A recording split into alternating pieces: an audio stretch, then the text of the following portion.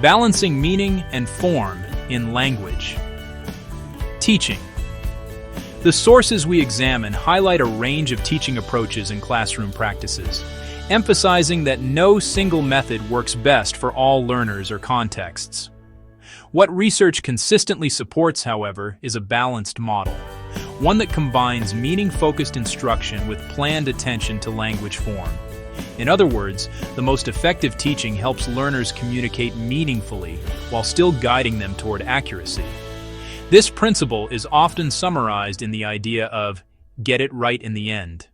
The most comprehensive instructional approach involves providing plenty of meaning-based practice while integrating focused instruction on language form.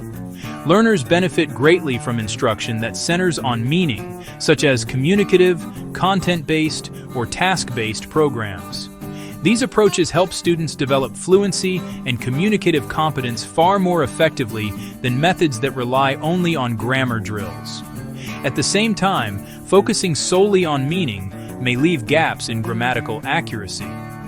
This is why form-focused instruction and corrective feedback are essential. When form is addressed within meaningful communication, rather than through isolated grammar lessons, learners progress more efficiently and reach higher levels of proficiency. A second key element of effective teaching is meaningful interaction and comprehensible input. Learners need extensive exposure to the language in real use. Reading widely, for example, provides valuable vocabulary growth, especially for intermediate learners. The quality of that input matters as well.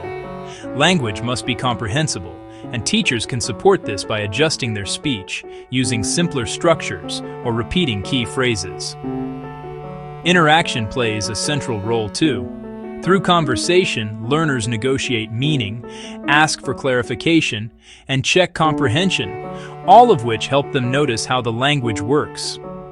Activities that push learners to produce more accurate or complex sentences can improve grammatical accuracy over time. Even in group work, thoughtful pairing of students can create better opportunities for negotiation and learning. Research also identifies several effective ways to focus on form. Processing instruction, for example, teaches learners to pay attention to specific grammatical features through comprehension-based tasks rather than mechanical drills. Studies show that this approach can lead to better outcomes than traditional production practice. When it comes to feedback, prompts, such as asking a learner to self-correct, are often more effective than simple recasts, especially in communicative contexts. They encourage learners to think and engage cognitively with the language. In pronunciation teaching, attention to rhythm, stress, and intonation, the suprasegmental features, has been shown to improve intelligibility more effectively than working only on individual sounds. Teaching effectiveness, however, also depends heavily on context and learner characteristics. Intensive instruction, for instance, can produce better results than the same total hours spread thinly over time. Older learners, such as adolescents and adults, often make faster initial progress and respond well to explicit, analytical approaches. Learners with greater metalinguistic awareness, those who can think about language, may find detailed explanations useful, whereas young children or learners with limited formal education might not. It's also important to consider learner readiness. Teaching grammatical forms that are far beyond a learner's current level can cause frustration, while realistic, developmentally appropriate goals build confidence. Teachers should also be aware of their students' beliefs about language learning. Explaining why group work or communicative activities are used can help overcome skepticism and improve motivation. Finally, sustained exposure and continued opportunities to use target forms after formal instruction end are crucial for long-term retention. Research also highlights several practices that are less effective.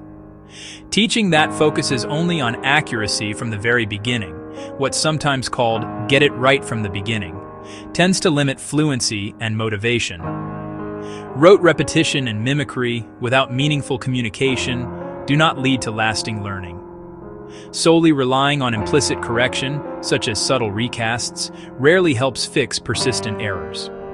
and restricting learners' input to only the language that has been formally taught limits their natural language growth. In summary, the most effective teaching approach is not about choosing one method over another, but about balance. Meaningful communication must go hand in hand with careful attention to language form. When learners are encouraged to express themselves freely and at the same time guided to refine their accuracy, they don't just get it right from the beginning, they get it right in the end.